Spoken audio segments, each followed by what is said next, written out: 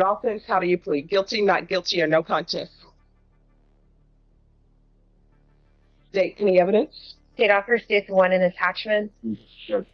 Did you review the waiver and stipulations? Oh, state you may be excused. Did you review the waiver and stipulations with your attorney? Did you understand it and sign it in all the appropriate places? Again, did you understand you have a right to jury trial, a right for you or your attorney to cross-examine and confront any witnesses? The state will call in the right to remain silent. Notice how quickly the judge moves into the rights explanation. This is standard procedure. Before accepting a plea, judges must ensure the defendant understands the constitutional rights they're giving up. Jury trial, confrontation clause, remaining silent. This is the legal "are you sure?" checkpoint. You understand that today the state will be presenting evidence in the form of witnesses' statements and police reports. But most important, Cindy, are you ready?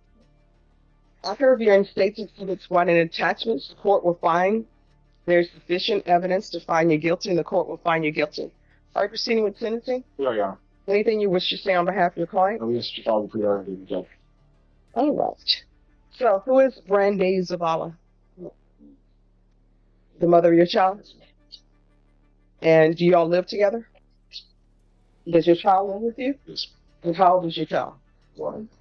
All right, so why are you doing cocaine? And you have a child.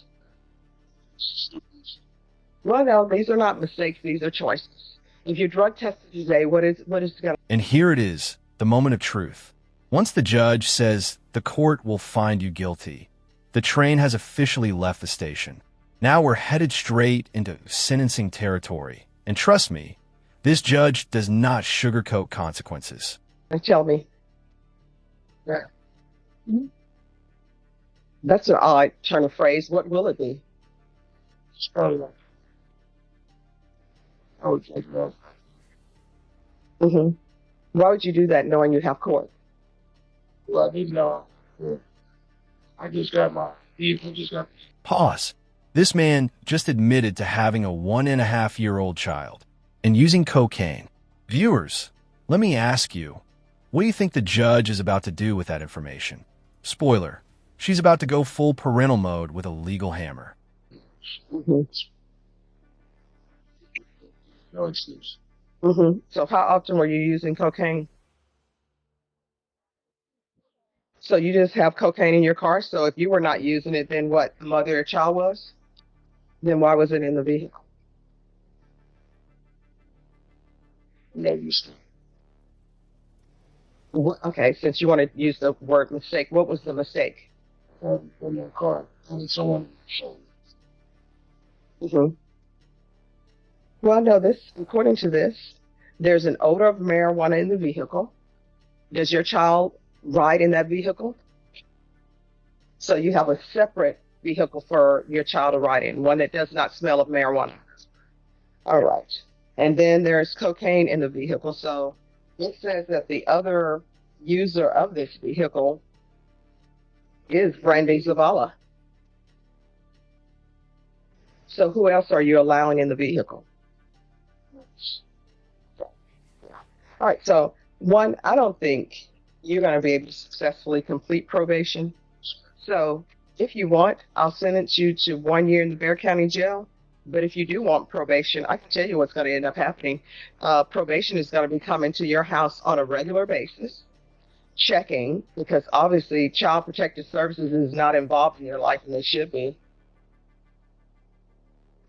So how many children are in the household other than this 1-year-old who can't protect themselves and tell their parents, please, you stink, you smell of marijuana?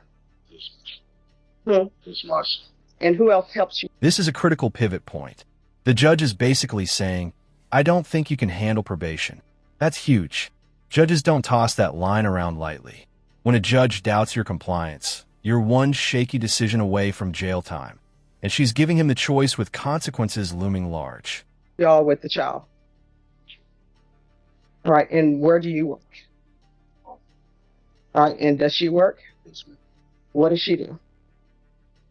All right. And does she smoke marijuana? So why would she be with you?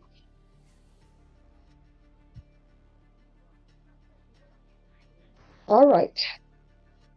This is what the court is going to do.